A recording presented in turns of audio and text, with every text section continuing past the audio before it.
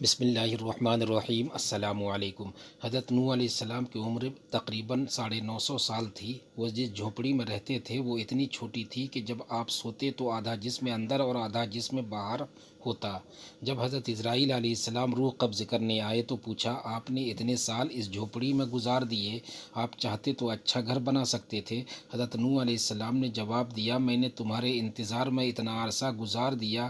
ملک الموت نے کہا، ایک وقت ایسا بھی آئے گا جب لوگوں کی عمریں 100 سال سے بھی کم ہوں گی اور وہ بڑے بڑے محل بنائیں گے۔ اس پر حضرت نوح علیہ السلام نے فرمایا، اتنی مختصر زندگی اگر میں اس زمانے میں ہوتا تو اپنا سر سجدے سے ہی نہ اٹھاتا۔ اللہ اکبر۔ مامون کی حساب دانی۔ ایک روز مامون کے دربار میں ایک عورت نے آ کر فریاد کی کہ میرے بھائی کا انتقال ہو گیا، اس نے ترکے میں 600 اشرفیاں چھوڑی ہیں، مجھے میرا حق دلا دیا جائے۔ مامون نے ذرا سکوت کیا اور دل ہی دل میں غور کیا اور حساب لگایا اور کہا، تمہارا حصہ ایک ہی اشرفی بنتا ہے۔ عورت یہ سن کر حیران رہ گئی۔ حاضرین دربار بھی تعجب کرنے لگے۔ ایک عالم نے پوچھا، کیوں اور کس طرح یہ ہو سکتا ہے؟ مامون نے کہا، متوفی کی 2 بیٹیاں ہوں گی، 600 میں 2/3 یعنی 400 اشرفیاں ان کا حق ہے۔ ایک والدہ اور ایک بیوی ہوگی، والدہ کا 6واں حصہ ہوتا ہے، 100 اشرفیاں والدہ کی ہوئیں، 8واں حصہ بیوی کا ہوتا ہے، 75 اشرفیاں بیوی کو ملی، صرف 25 اشرفیاں بچی۔ متوفی کی 12 بھائی ہوں گے، یہ 25 اشرفیاں بھائیوں اور ایک بہن میں تقسیم کی جائے گی۔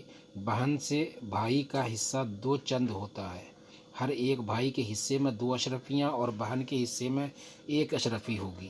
جب عورت سے دریافت کیا گیا تو اس نے بتایا، واقعی متوفی نے یہ وارث چھوڑے ہیں۔ مامون کی حساب دانی اور معاملہ فہمی پر اہل دربار دنگ رہ گئے۔ زنا کی سزا قبیلہ غامد کی ایک عورت تھی، اس نے بھی آ کر 4 مرتبہ اقرار کیا کہ وہ زنا کی مرتکب ہوئی ہے اور اسے ناجائز حمل ہے۔ آپ صلی اللہ علیہ وسلم نے اس سے بھی یہ پہلے اقرار فرمایا، چلی جا، اللہ تعالیٰ سے معافی مانگ اور توبہ کر۔ مگر اس نے کہا، یا رسول اللہ، کیا آپ نے مجھے ماعز کی طرح ٹالنا چاہتے ہیں؟ میں زنا سے حاملہ ہوں۔ یہاں چونکہ اقرار کے ساتھ حمل بھی موجود تھا، اس لیے آپ صلی اللہ علیہ وسلم نے اس قدر مفصل جرح نہ فرمائی جو ماعز کے ساتھ کی تھی۔ آپ صلی اللہ علیہ وسلم نے فرمایا، اچھا نہیں مانتی تو جا، وضع حمل کے بعد آئیو۔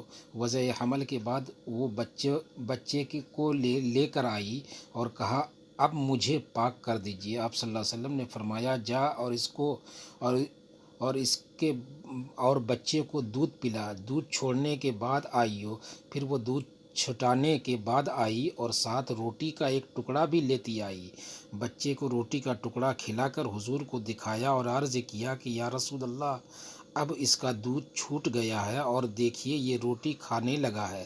تب آپ صلی اللہ علیہ وسلم نے بچے کو پرورش کے لیے ایک شخص کے حوالے کیا اور اس کے رجم کا حکم دیا۔ اسلام میں شادی شدہ زانی کی سزا رجم ہی ہے۔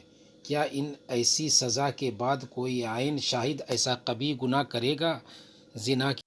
زنا کی روک تھام صرف اسلام کی شرعی سزاؤں میں ہے۔ ایسی ہی ویڈیو دیکھنے کے لیے ہمارے یوٹیوب چینل کو سبسکرائب ضرور کریں۔